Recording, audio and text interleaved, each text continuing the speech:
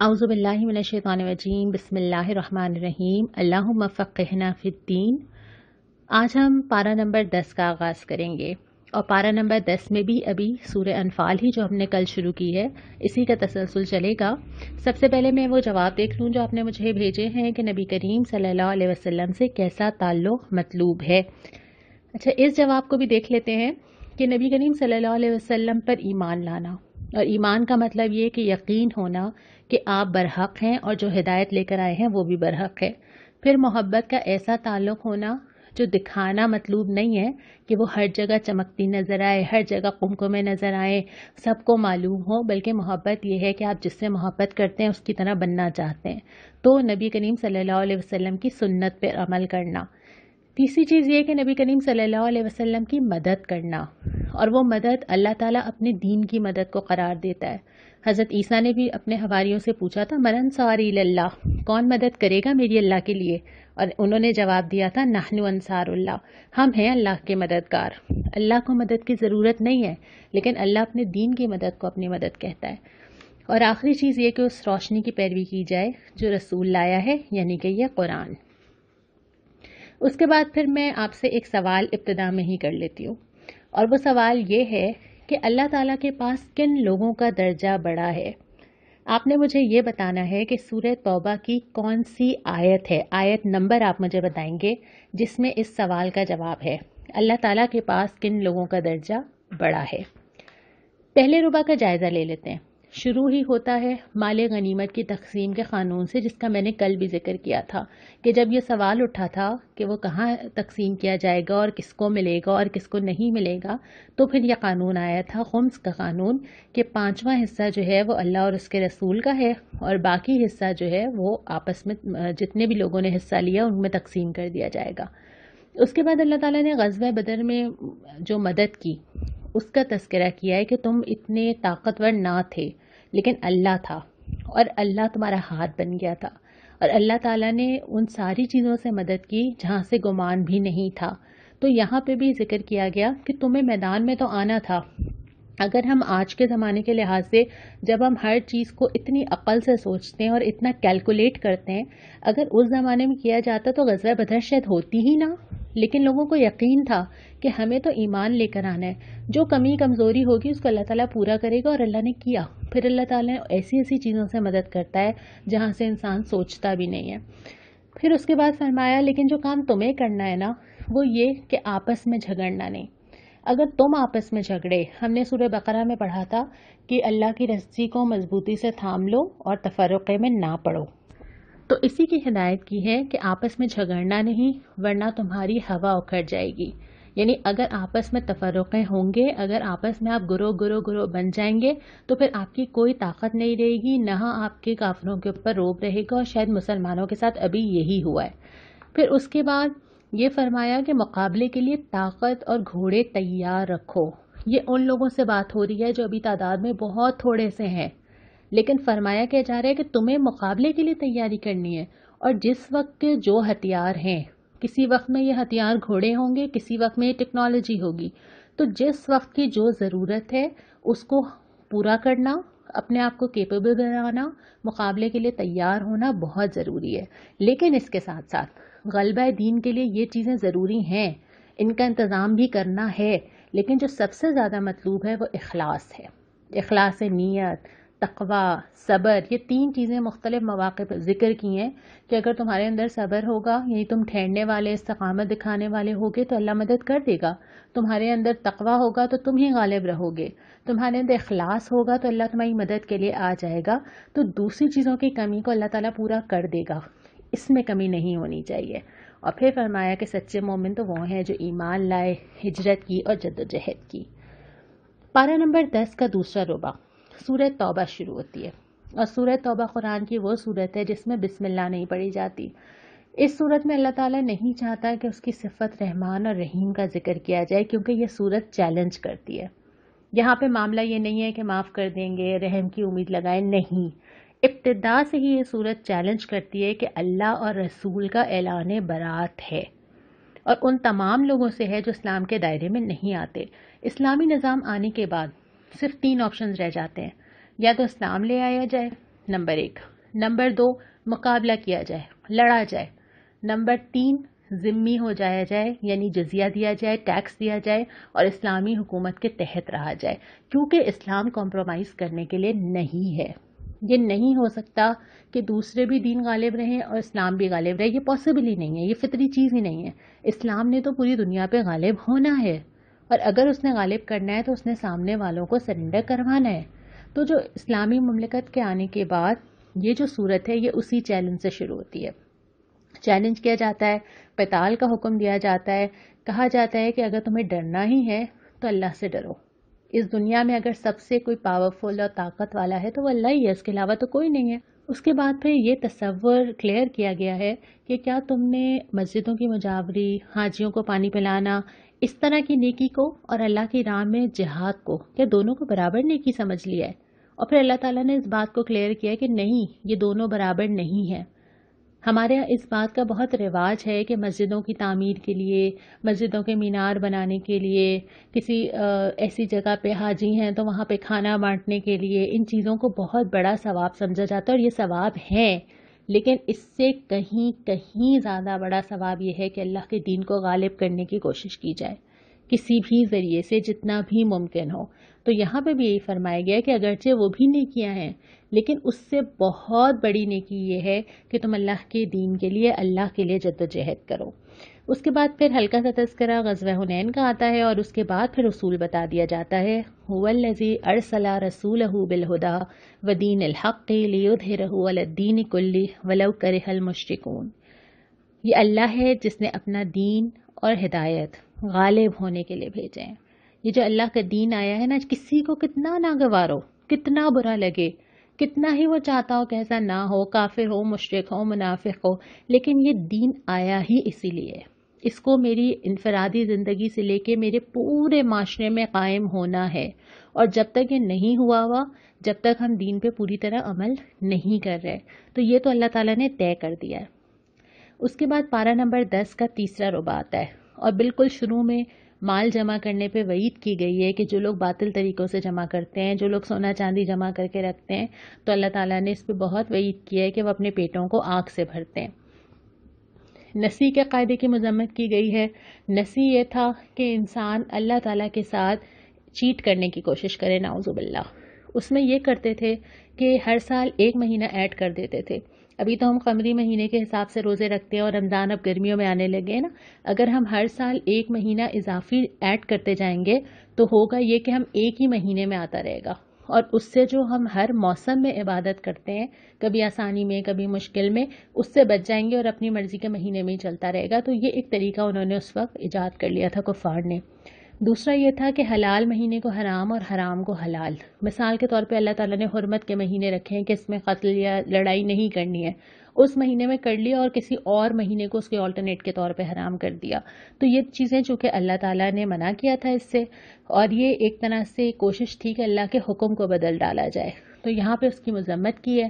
اس کے بعد فرمایا کہ کیا تم نے آخرت کے مقابلے میں دنیاوی زندگی کو پسند کر لیا.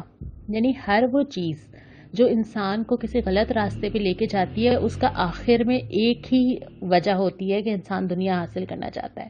اس کو یہاں پہ صحیح کیا، بلکہ یہ بھی کہا کہ کیا تم زمین سے چمٹ کے رہ گئے جب تم سے کہا گیا کہ نکلو اللہ کی راہ میں، تو پھر تم اپنے وہ گھر، اپنی وہ چیزیں، اپنا وہ کمفرٹ زون، تمہیں وہ چھوڑنا گوارا نہیں تھا. تو اس پہ تبصرہ کرتے ہوئے فرمایا کہ آخرت چاہیے یا دنیا چاہیے؟ جو چاہیے اسی کے لیے انسان کو کھپنا بھی پڑتا ہے، لگنا بھی پڑتا ہے، ٹائم بھی دینا پڑتا ہے. پھر غار ثور کا واقعہ سنایا کہ جس طرح پریشانی حضرت ابو بکر نے پریشانی محسوس ہوئی، ان کا اظہار ہوا، تو اللہ کے نبی صلی اللہ علیہ وسلم نے کیا فرمایا تھا؟ غم نہ کرو، اللہ ہمارے ساتھ ہے. اور یہ ایک چیز سمجھ آ جائے، زندگی آسان ہو جاتی ہے. زندگی کا کوئی مسئلہ ہو، اللہ ہمارے ساتھ ہے.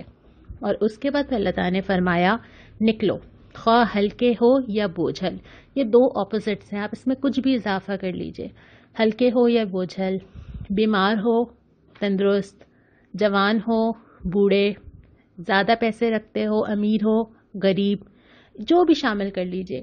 گویا جو بھی تمہاری حالت ہے اس وقت، اس کے اندر جو پاسبلٹی ہے اللہ کے لیے کرو. کسی کے پاس بہت سارا ہوگا، کسی کے پاس کم ہوگا، کسی کے پاس وقت زیادہ ہے، کسی کے پاس کم ہے، کسی کے پاس پیسہ زیادہ ہے، کسی کے پاس کم ہے، تو جو ہے وہ لگا دو، جو بھی لے آؤ۔ مجھے ایک واقعہ یاد آیا، ایک بزرگ تھے حضرت عمر کے زمانے میں، اور جب ان سے منادی کی گئی کہ جو لوگ جہاد کے لیے آ سکتے ہیں وہ آ جائیں، تو ایک اتنے بزرگ تھے کہ ان کی بھویں ان کی آنکھوں پہ گر گئی تھیں اور 2 لوگ پکڑ کے لا رہے تھے۔ تو ان سے کہا گیا کہ آپ کیوں آ گئے، آپ کو تو نہیں آنا تھا؟ تو انہوں نے کہا کہ میں نے تو قرآن کی آیت پڑھی ہے، نکلو خواہ ہلکے ہو یا بوجھل، اور میں یہ سنا اور میں نکل آیا۔ یعنی یہ آیت تو مخاطب کرتی ہے کہ جو بھی تمہارے حالات ہوں اسی کے اندر سے اپنی استطاعت کے مطابق حصہ ڈالو اللہ کے دین کے لیے، جو دے سکتے ہو، جتنا کر سکتے ہو۔ اس کے بعد پھر فرمایا کہ مومن کے لیے تو ہر صورت بھلائی ہے۔ اللہ تعالیٰ نے وہ قول نقل کیا ہے کہ ان سے کہا گیا کہ تم کہاں جا رہے ہو، تم فوت ہونے جا رہے ہو کیا؟ ایسے میدان جہاد میں جب چلے جاؤ گے تو تمہاری جان کو خطرہ ہے؟ تو انہیں جواب دیا کہ ہمارے لیے تو دونوں صورتوں میں بھلائی ہے، شہید ہو جائیں گے یا واپس فتح یاب ہو کے آئیں گے۔ مومن کے لیے بھی دونوں صورتوں میں بھلائی ہوتی ہے، زندگی کے ہر فیز میں، یا تو وہ شکر کرتا ہے یا وہ صبر کرتا ہے۔ اس کے بعد پھر مصارف زکوٰۃ بتائے گئے کہ زکوٰۃ کہاں کہاں خرچ کی جا سکتی ہے۔ اور اس کا جو آخری ربع ہے نا، اس میں اللہ تعالیٰ نے 2 کریکٹرز بتائے ہیں کہ یعنی کہ 2 طرح کے لوگ ہیں، دونوں کے اعمال میں کیا ڈفرینس ہے اور پھر دونوں کے نتیجے میں کیا ڈفرینس ہے۔ پہلے ہم یہ دیکھ لیتے ہیں کہ ذکر کیا ہے کہ منافق مرد اور منافق عورتیں، پھر ذکر کیا ہے مومن مرد اور مومن عورتیں، اور جو ان کے اعمال بتائے گئے ہیں کہ کیا کرتے ہیں اس پہ ایک نظر ڈالتے ہیں۔ منافق مرد اور عورتیں ایک دوسرے کے ہم رنگ ہیں، یعنی ایک دوسرے کو سپورٹ کرتے ہیں، ایک دوسرے جیسے ہیں، ایک دوسرے کے ساتھ کمفرٹیبل ہوتے ہیں، برائی کا حکم دیتے ہیں اور بھلائی سے روکتے ہیں، خیر سے ہاتھ روکتے ہیں۔ اور خیر میں وہ ساری چیزیں آ جاتی ہیں، ایک تو یہ ہوتا ہے کہ انفاق اللہ کے لیے خرچ کرنا، اور ایک یہ ہوتا ہے کہ اپنی ذات سے دوسروں کو فائدہ پہنچا دینا۔ تو اس سے اپنے آپ کو روکتے ہیں، اللہ کو بھول جاتے ہیں، دنیا کے مزوں میں پڑ جاتے ہیں، دنیا کے مزے لوٹتے ہیں، بحثوں میں پڑ جاتے ہیں، چھوٹے چھوٹے سوال بحثوں میں الجھنا۔ اس کے برعکس جو مومن مرد اور عورتیں ہوتے ہیں یہ بھی ایک دوسرے کے ہم رنگ ہوتے ہیں، ایک دوسرے سے جڑے ہوئے ہوتے ہیں، ایک دوسرے کو سپورٹ کرنے والے ہوتے ہیں، بھلائی کا حکم دیتے ہیں، برائی سے روکتے ہیں۔ اور یہ دونوں چیزیں ساتھ ساتھ آتی ہیں۔ اللہ تعالیٰ صرف بھلائی کی بات نہیں کرتا، جہاں بھی ہم نے اب اتنی دفعہ پڑھا ہے ساتھ ساتھ یہ بھی آیا ہے کہ 2 کام ساتھ ساتھ چلیں گے، بھلائی کو بھی کہا جائے گا اور برائی سے روکا بھی جائے گا۔ نماز ادا کرتے ہیں، اللہ اور اس کے رسول کی اطاعت کرتے ہیں اور زکوٰۃ دیتے ہیں۔ اور یہ جو پوری 2 مختلف زندگیاں ہمارے سامنے آ رہی ہیں، ان کا اینڈ رزلٹ کیا ہے؟ اسی سپارے کے اسی ربع میں پھر آ جاتا ہے کہ یہ دونوں انجام میں کیا پاتے ہیں۔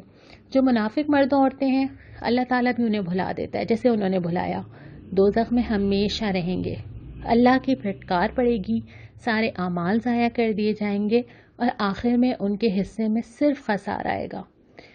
لیکن جو مومن مرد و عورتیں، اللہ کی رحمت ملے گی، جنتیں ملیں گی، جنتوں کے بڑے بڑے باغات ملیں گے، سب سے بڑھ کے جو چیز ملے گی اللہ کی خوشنودی ملے گی۔ اور یہ اصل کامیابی، جو دنیا میں کامیابی سمجھتے ہیں وہ تو کامیابی نہیں ہے، کامیابی تو یہ ہے کہ اللہ راضی ہو جائے اور اللہ جنتوں میں داخل کر دے، اصل کامیابی ان کو ہی حاصل ہوگی۔ اور آخر میں اللہ تعالیٰ نے بہت سارے لوگوں کے دلوں کی کیفیت کا ذکر کیا ہے، اس کو سمجھنا بہت ضروری ہے۔ یعنی اعمال کی قبولیت کا دار و مدار دل کی کیفیات پر ہے۔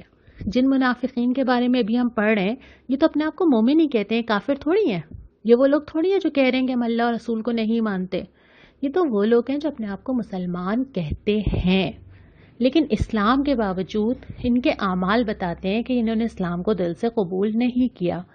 اور پھر جو لوگ یہاں پہ بہت ساری مثالیں غزوہ بدر کی دی ہیں کہ جب ان سے کہا گیا کہ اللہ کے لیے لڑو، اس کے درمیان میں کیا کیا کیفیات تھیں۔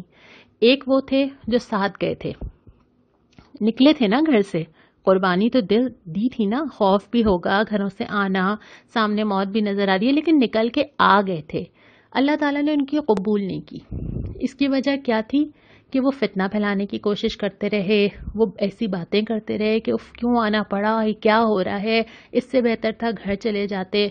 اور کچھ لوگ ایسے تھے جو کہ اپنے گھروں کے اندر تھے، ان کے پاس عذرات تھے، وہ بیمار تھے، تو ان کو اللہ تعالیٰ نے کہا کہ وہ تو ہر وادی میں تمہارے ساتھ ہیں، کچھ لوگ ایسے تھے جن کو پیچھے چھوڑا گیا عورتوں اور بچوں کے پاس، کچھ لوگ ایسے تھے جن کے پاس سواریاں ہی نہیں تھیں اور وہ آ کے کہہ رہے تھے کہ ہمیں کچھ سواریاں دیں، ہم بھی جانا چاہتے ہیں، لیکن ان کو مجبوراً رکنا پڑا۔